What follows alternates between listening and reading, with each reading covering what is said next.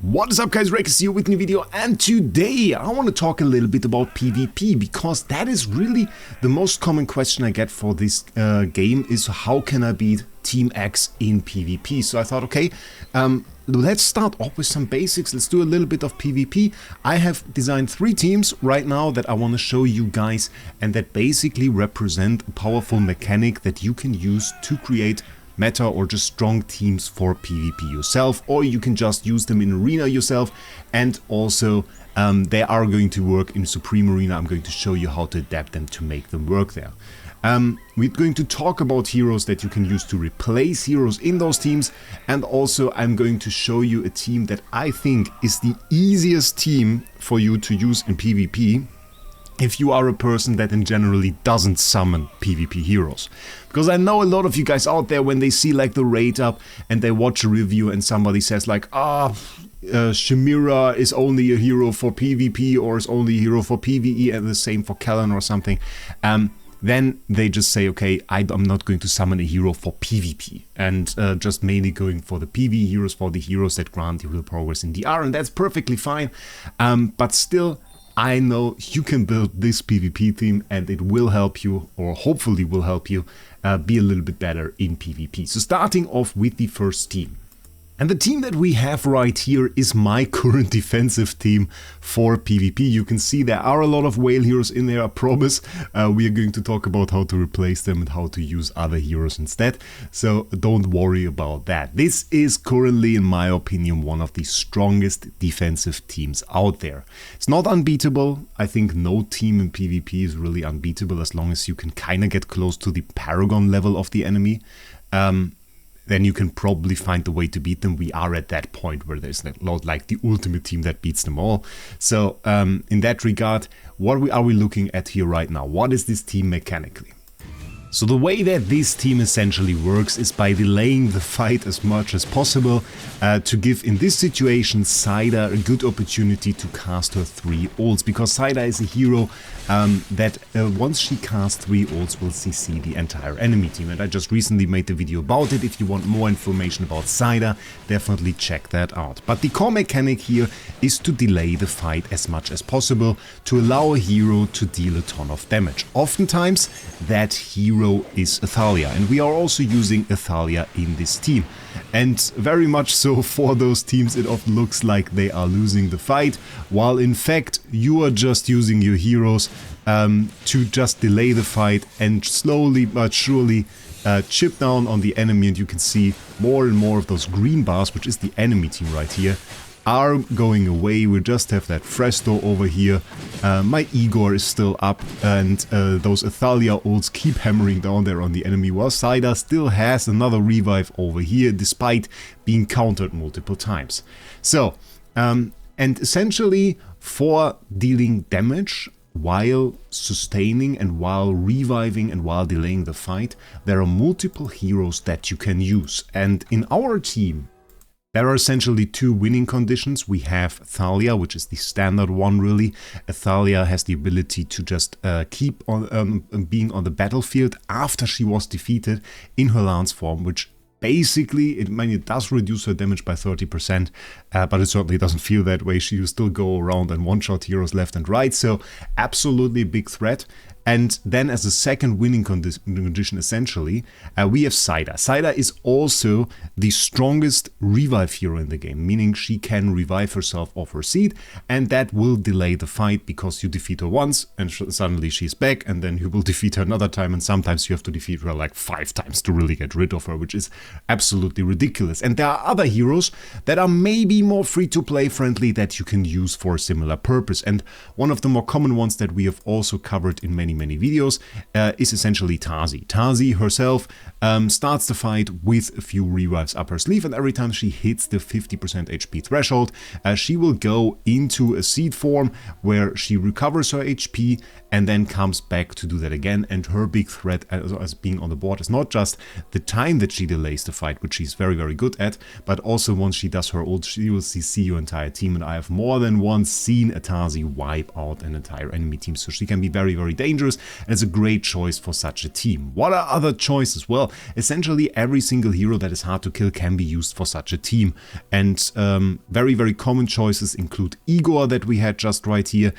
Igor, if we can find him there, doesn't really need anything to do well in this situation. You just really want him at Supreme Plus, and then you can put him in the fight, and the enemy will have a tough time dealing with them because you have Athalia dealing damage to the enemy, taking out units, and then they have to still get rid of Igor, who will jump between his tombstones and not really be defeated at all. And then we have some other mentions here. Next one would be Talene. Talene giving herself multiple revives and also another enemy on the board. And then one that seems less obvious but is also kind of effective is Damien. Damien is never really on the board, but if he has like one of his creations that he puts on the board, this will delay the fight too. And you can stack that, of course. You can imagine how powerful it could be when Talene, who is essentially infinite revives, Damien, who can build infinite cards, and the Tarzi that has multiple revives at least, but delays the fight during her revives. So the fight doesn't end when Tarzi is in her seed form. So you can stack a Tarzi, a Damien, and Talene on top of like an Athalia, put all of that together, select a fifth hero like Bonnie, which we'll come to in a second, and just put that on the board, and you will have a very long fight where the enemy constantly loses HP and oftentimes can't really sustain themselves good enough, because we're not really in a healer meta right now. We're not really in a meta where you would run multiple healers, where you would have a very powerful sustain and reduce the damage taken. Most of the time enemies run one healer, oftentimes it's a Ludovic that is fairly limited, and don't really rely on healing at all. So you can very well chip away on enemies. So now you may say, well, Wraec, I don't really have a good hero to go with. I don't really have Athalia. Athalia is a hero that is oftentimes only really used for PvP. What else can I do? Well, one other choice that is essentially a lot cheaper and works very, very well too, and I just already mentioned, is Bonnie. Bonnie will put a damage over time effect on the enemy that will spread between them, and if you delay the fight, that will also deal a ton of damage to the enemy. But still, nonetheless, I would suggest looking into getting Athalia if you want to really get into PvP. She's still one of the hard carry heroes there, one of the strongest heroes you can get, and will definitely do well. By the way, Pandora, also a great choice for such a team, is a little bit underrepresented in my opinion, but once she dies, she also stays on the battlefield and she will be in a box. I wouldn't use her as like the main damage dealer, but you can add her to your team, maybe get a quick Tarzi ult of her box ability. Check out my Pandora review, by the way, if you have questions about this hero. She's very, very great in PvP. We'll see her in another teams very, very soon. But the box that stays on the battlefield will do an ult as well. This will deal a ton of damage, will put a fright effect on the enemy so they run to the other side of the battlefield, and this is also very, very strong. Do you need the Dunlingr for this? You don't really do. I like to do it because it kind of allows Cider in this situation to get off a few more ults, unless the enemy runs Lily May, which is kind of annoying. But you don't really need to do that. You can run with another hero. You can put a Talene into that team. It will work. It will delay the fight too, and something like that is also a great choice. So it's not really like Dunlingr as a must-have in some situations, like especially in the fight we just saw where we were fighting the Lily May. It can also be a bit of a liability because, well, you can see first one to ult is of course my Cider, and she instantly gets countered by Lily May. And that is of course something that we could avoid if somebody else in my team would just ult earlier, but with Dunlingr, Cider is guaranteed to be the first one to ult basically, so that can be a little bit of a problem. Nonetheless, super strong team here. Sustain teams in general, try out different combinations, stack a few of those revive heroes, of those delaying heroes that I just showed you together with maybe a Bonnie, and get creative with combining them. And if you want to have, in my opinion, the best combination with it, I would suggest this team that we just saw the formation of, because you're definitely doing well with that. It's currently my defense team, and we can get out of this fight, and I can show you where I'm currently standing in PvP. 2,800 points, next guy is at 2,490. So we're doing very well with that. Next up is a bit of a new team, and this is a Perseus team. Why do I have that as a little bit of its own archetype? Because it's fairly unique. Perseus, in my opinion, has opened up the meta to just his kind of teams that perform very, very well against enemy Dunlingr. So if the enemy has a Dunlingr active and basically nobody can ult, because, well, we're running a Dunlingr on this one too, which we don't have to. It's just very good to do so, really. then he can still do a ton of damage. And in some situations, it's absolutely devastating to run them. He has some very tough requirements for you to make him work well, which means you kind of want to have Ravion, you kind of want to have Xandrok, you need Perseus, and that already means you need 3 very, very new heroes to make this team work. For the Lilymay and the Dunlingr, there are options to replace them. Lilymay is a great choice because she can quickly complete a Ravion quest, and if you have her, it's a great opportunity to use her in this team. Dunlingr, again, you can just go ahead and use something like for example, Leica. We yesterday talked about Leica. What you want is to get temporary buffs on Perseus. And we can just check out my Supreme Arena right now. I'm rank 3 in there, which I think is pretty much okay. I don't really go for rank 1 or 2, don't really attack there. Perfectly fine with rank 3 because that's the same amount of loot as place 1. And you can see I have set my Perseus team here as rank 1. And in Supreme Arena, I don't even use the Dunlingr, I use Leica. The reason for that is, of course, we have the faction skills, the Fentimals in this season active, and with that I have 3 wilder heroes allowing me to get Snow Stomper on the battlefield, which is pretty good. But you can see how devastating that team can really be on the enemy. We have like this area with all of these stones and everything there, and Xandrok absolutely blasts through that. It's one of her special abilities is to destroy like all of the obstacles on the board or within like his area that he casts. And that basically takes care of this entire map, and it looks absolutely funny. We can take a look at like multiple fights here. Maybe against that, you can see like it's a big... Oh, that's a cool team as well. With the Chimera, we can see how that works out. Essentially, again, we blast away all the obstacles and start dealing massive, absolutely massive true damage. And that is really the signature move of this team. Absolutely massive true damage, and that throughout we can do this during a Dunlingr block. We don't have to do an ult for that.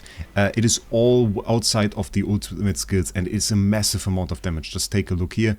We dealt this damage like in absolutely seconds, and there are multiple variations of this team, and I just want to show you guys that this works in Supreme Arena. It works in the same manner in Arena. We can just do a challenge right now. Let's do a live challenge. We attack endgame. We like to attack with this team, and you can see right now here I'm using the Dunlingr version. Just blocks down the enemy too, so he's not able to cast anything with his Siren. And essentially against this team it looks like this. And this is again, this is ×1 speed. It's not triple speed. This is a 5-second fight against this team because of course we're taking out the walls here as well. And that's really why I have this as my own third archetype here really for this, because I think Perseus teams right now are really are really some of the strongest that you can find right here. Steep requirements, yes, but so well worth it. And mechanically, let's do a quick introduction here. What you want to do is you want to get temporary buffs on Perseus. Temporary buffs are all buffs in game that have a duration. So if somebody says gives your other heroes 15% attack for 8 seconds, that is a temporary buff. And we're using Xandrok to get temporary buffs on them. We are using Xandrok also for a speed buff, which is really good for melee heroes. And Xandrok has a very nice ability to do that. Xandrok's signature ability is a Rallying Roar. My god! Pronunciation, which is this little wave that you see at the beginning of the fight. This destroys all obstacles, and any ally that this wave basically passed through gain a max HP boost, and also as temporary boost a life drain and haste and movement speed buff. So we have 3 temporary buffs already from this guy. Life drain and haste are of course great for our team, not really running healers at all. So definitely a very nice choice for it. And movement speed for melee heroes is very good because you want to get the damage to the enemy, and movement speed is the key that you want to have for that. Same really goes for Ravion to an extent. Ravion is also one of the best buff heroes that we have seen. Well, in like forever, is probably like the best buff hero in the game really. What he does is he gives allies a quest, 2 objectives to the rearmost allies, which you want to be 2 heroes that can deal damage very well. And they they complete those objectives by either dealing a ton of damage or assisting or defeating an enemy. So once they do that, they instantly get energy, they get attack, and part of Ravion's initial attack for 30 seconds. So this is also temporary buff, despite, well, 30 seconds being quite a long time. And also this gives us unaffected on those heroes, plus another temporary buff right here. And now you say, what about those temporary buffs? I mean, it's cool and everything, but what do we get from it? Well, for every single temporary buff that Perseus gains, he increases his damage dealt and reduces the damage he takes by 15%. And you can stack this 4 times. So 4 different temporary buffs from 4 different allies. It has to be from 4 different allies. You can only gain one of those bountiful grace, it is called, stacks per ally. So that means if every single ally on the board gives him a temporary buff, he has 60% more damage dealt, 60% reduced damage taken. On top of that, you have the area around him, which is like this little wheat field that you saw around him. This also increases attack, this increases phys and magic def. And when you have all of that, he can also deal, not like her, he can also deal true damage once you have 2 temporary stat buffs from different allies. He's unaffected and he can deal true damage, and that is what really gives him all of this damage. And every single temporary buff that he gains is increased by 40%, which is absolutely massive. So this is the power of it. What are the variations? Well, the variations are a little bit limited on this one. Mainly the reason is we have one hero already that we definitely need. We of course need Perseus. It's not a Perseus team if we don't have Perseus. But what can we do about the buff heroes? I would see 2 versions of this. The first version that we saw was the one that I used in Supreme Arena. It features Lily May, it features Ravion, it features Leica. Leica is a hero that I made a video yesterday about. Her main thing is really that we have an attack speed buff here and an energy buff, both of which are fairly nice for us, so we can put those together. We have other options for this. Basically every hero would suffice that can give us a temporary buff, and we want to have, if you want to go into Supreme Arena, 3 heroes of the same faction to activate our Fentimal. What other heroes can we use? Well, of course we also had Xandrock in the team. This gives us a nice start really to go with the Mola version of this. So Xandrock would be our first hero. What is our second hero? Well, our second hero is Gerda. The interesting part about Gerda is that Gerda doesn't really have any temporal buffs. So we don't have any temporal buffs in here, which is a little bit sad. But what we get is we have this, and this is her current charm bonus, and those count too. So what we have here is when healing or shielding an ally increases their attack by 10% for 8 seconds. That is a temporary buff, ladies and gentlemen, and this will work out. So you want to make sure in Supreme Arena that you have this set going. What is another hero that we can use? We can use Shakir, for example. Shakir also in his charms does have a temporary buff. Very, very easy to activate. Every 5 seconds attack and life drain increase for allies. And this gives us 3 heroes, which allows us to get the Wolf Fentimal, which is pretty cool. What would I stack on that? We have 3 heroes already, plus Perseus giving us the 4th hero. You can go with Dunlingr. That is perfectly fine if you have him. If you don't have him, I would probably just go with Ravion. Ravion is a great choice to put on that team. Just saying, okay, we put Perseus in the back, because Ravion is so nice for this. It is just free, unaffected for our Perseus at the start of the fight.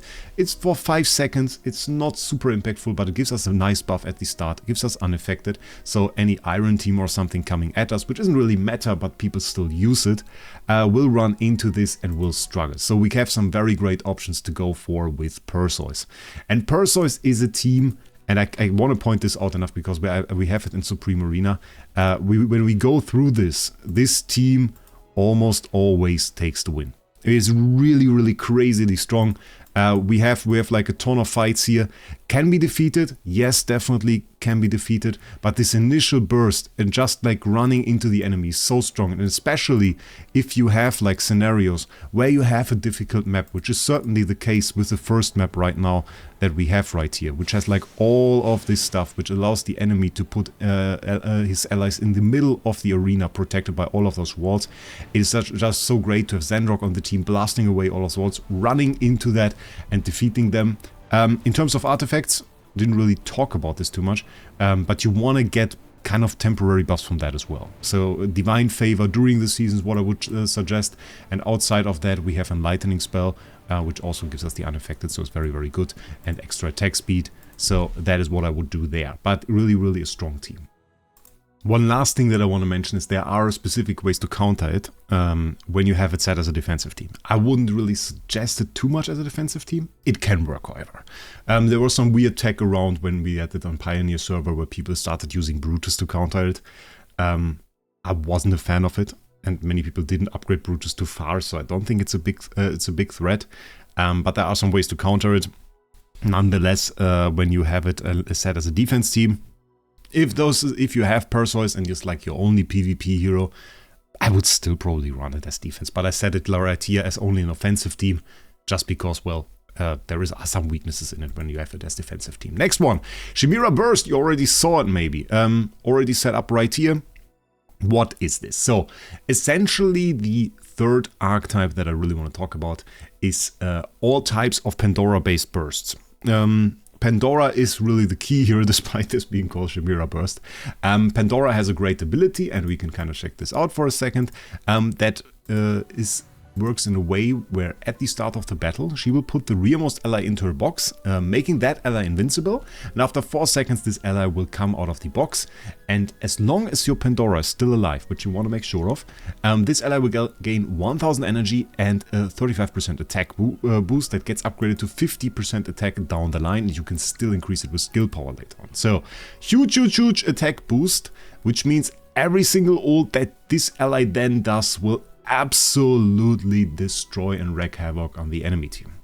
And this of course puts Chimera into the box. Chimera is a hero that many people summoned for PvE, so I would consider this overall from the heroes that we need for the mechanic function of the team, a very free-to-play friendly, very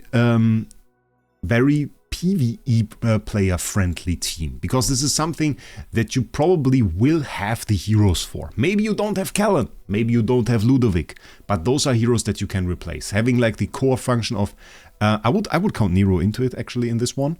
We have some heroes to replace Nero, but this is another topic. You can place him with Iron theoretically. We will talk about why you need him. Pandora and Chimera are heroes that are probably fairly common. If you don't have Pandora, one thing that I want to say about it is Pandora is not available in all hero recruitment. So if you check out the wish list, you will not find Dimensional Summon at all, but where you can actually get her is in the Epic recruitment.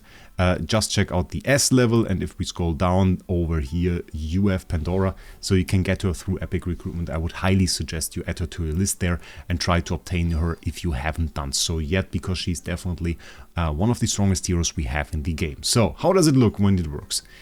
Personally, I don't use it with Chimera. I think there is a stronger version of it, and this is the one that I just want to show you some gameplay of. And I use it with Cryonaya.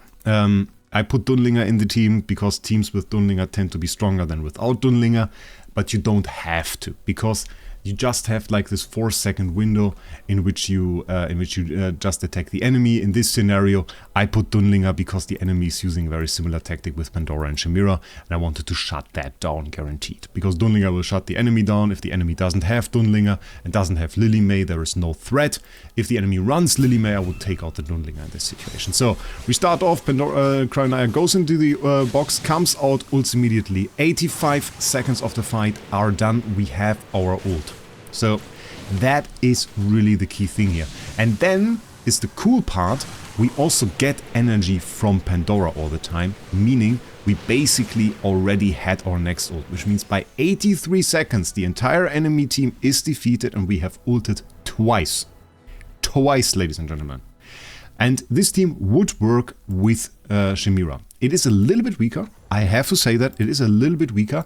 Cryonaya in general has two things that kind of make her stand out. We have the time that she is in her ice phase, where she has a huge shield. She is a little bit vulnerable to true damage heroes. Yes, that's right. But overall you will be very tanky in there. And she has an execute mechanic, which will take good care of enemy heroes like Igor, for example. This is a very, very strong ability offer, so Cryonaya is your preferred hero. If you own her, that will be better. We talked about Chimera though, and Chimera has a great ult too, and this really does work. So quick fight here against Turtleleg's team. What do we want to do? So we want to use Pandora to put our Chimera in the box, meaning she has to be rearmost ally, as far as possible in the back. What else do we want to have? We want to have Nero. Why do we want to have Nero? In this fight, it's not that important. But other than that, Nero will cast his ult at the beginning of the fight, meaning if the enemy is running a little Lily May, this Lily May will counter Nero's ult and will not have an ult counter ready by the time our Chimera pops out from the back. We don't have an artifact set right now because the enemy doesn't have an artifact set right now. If you had an artifact, it's really the same as always. A lightning spell works great.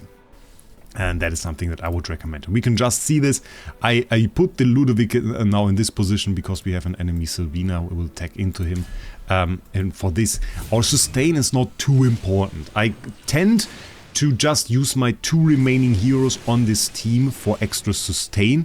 I wouldn't necessarily need to. It is really optional. So now we instantly get the Chimera ult, and you can see how much damage that does. That is really, really, really crazy, and also takes very good care of something like a Thorin, because those little balls of her, they stay on the board, and as soon as something like a Thorin or a Tazi pops out of a bubble, or is attackable again, they will do so. So it's a great thing to also counter Tazi, is to go with Chimera, and you have absolutely insane damage with that. And this is something you can build free to play. Let's talk a little bit about replacement option. We have already covered Cryonaya. What else is there that you can probably replace? Well, I said, well, we want to have a Nero. Nero is a hero that does his ult at the start of the battle. If you don't own Nero, another option is Iron, another option would be Brian.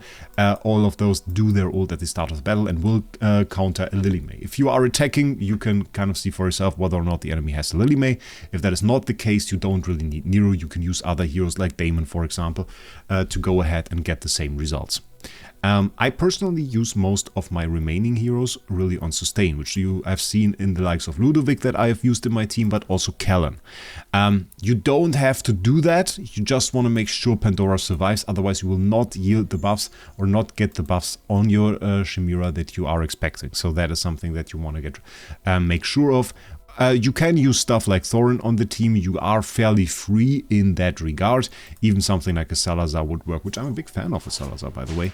But this general baseline of what I've used there will probably work for you. Another hero that is great for Cryonaya teams or for Chimera teams in that regard is Kulu.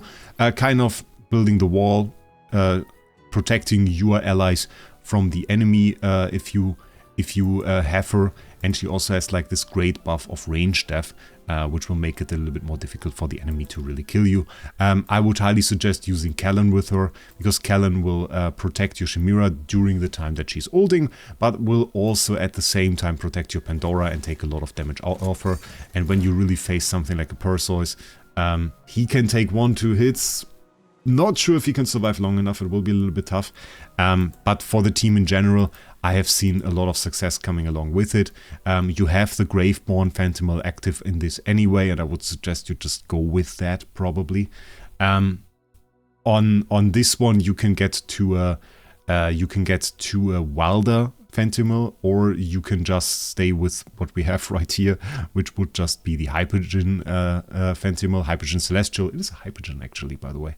And for Perseus, we talked about how to get to a Mauler Phantomal and also to get to Wilder Phantomal. So all of those teams are usable in Supreme Arena. In Supreme Arena, I would always suggest that you design your teams in a way that allows you to get to the point that you have your faction skill, or in this season the Phantomal active. Okay, now that we've talked about the teams, I want to feature 2 more topics. The first topic is one that we've kind of hit a little bit during the time that we've seen the teams, and that topic is actually Dunlingr. Dunlingr was featured in some of the teams, but you can replace him.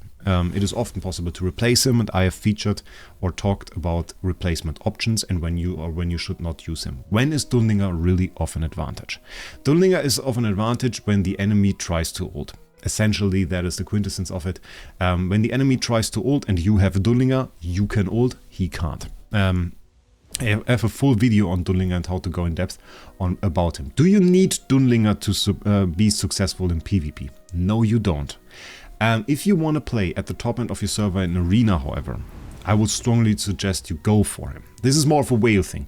Dunlingr at basically no point in time has been really very good in in PvE. There are basically no circumstances in which he is there, and his damage isn't all too great. He has some debuffs, pretty cool animations, but he's no damage dealer and his buffs aren't really worthwhile. We really use him for the Bell of Order to block ults, and sometimes in some situations for the Cure Lock to block healing.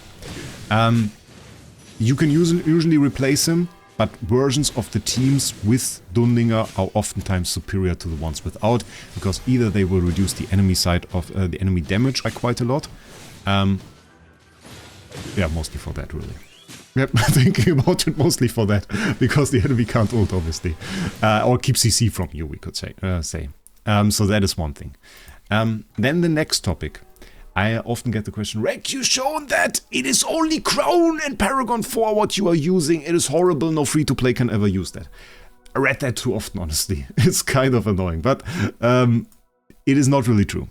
You can use all of those teams in the same way at Supreme Plus that you can use them at Paragon 4. The difference is obviously in that it is kind of tough to impossible to bridge the gap between a Supreme Plus and a Paragon 4 team. This is the way this game is designed. It has those so-called rivalry stats that will reduce almost any aspect of your hero, from the damage they can deal, to the energy they get, to the buffs they get. All of this will be reduced if you are fighting a team with higher Paragon. Nonetheless, some of the teams that I've shown you today, especially the Cider team, usually fight against stronger teams. I fight often with my Cider team at the Paragon disadvantage. Why is this the case? Look at that. Paragon 3, one crown hero that we randomly obtained. The video, by the way, is great for that. There was a summoning video, I think 3 videos ago or something. And then we have 3 other Paragon 3 heroes. We're not even really at a Paragon 4 average here. I fight usually at the Paragon disadvantage with it, and nonetheless we win because we have such strong units in that team. And that can oftentimes work. I would say the Perseus team has a good chance to do the same. Nonetheless, Perseus wants buffs, and the higher your Paragon, the bigger the buffs. So yeah, it made a difference when I got my Zendrok from S+ to P3, really did. But still, those are some teams that you can definitely use, and I will put you the codes to copy those in the description down below, so that you can just take those and easily copy them.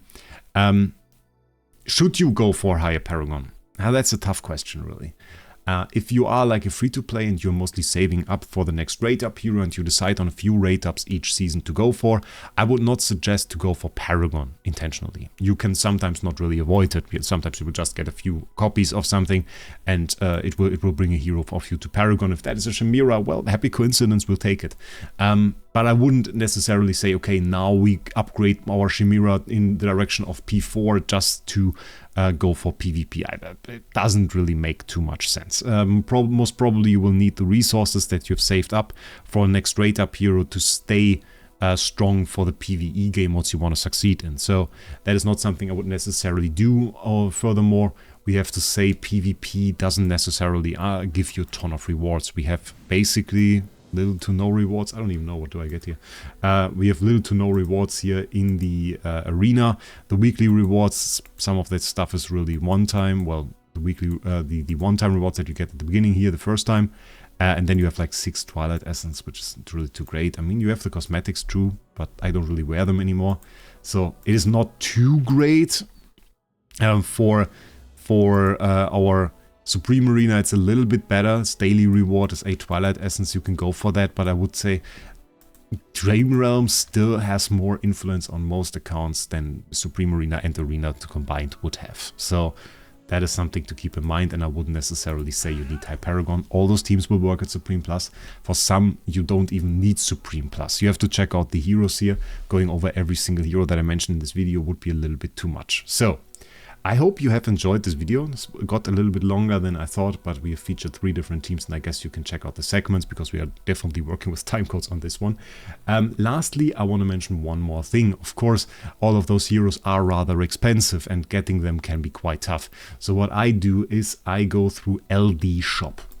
And on LD Shop, you get Dragon Crystals with an absolutely massive discount compared to the in-game prices and compared to the Farlight Mall. So that is definitely your best source of them. On top of that, right now, if you go through the link down in the description, you will get a 15% and a 5% discount coupon for your purchases. So that will make it absolutely obscenely cheap. And I personally used LD Shop for basically all of my purchases, saving a ton of money doing that. So that is definitely worth it. Thank you LD Shop for supporting this video. And thanks to all of you guys for watching it till the end. Definitely, if you haven't already, I would be very happy if you were to subscribe to the channel. Maybe leave a like or hype the video if you're on iOS or Android device. All of that helps me get a few more views on those videos. But other than that, I just wish you a great day. And we'll see us in the next one.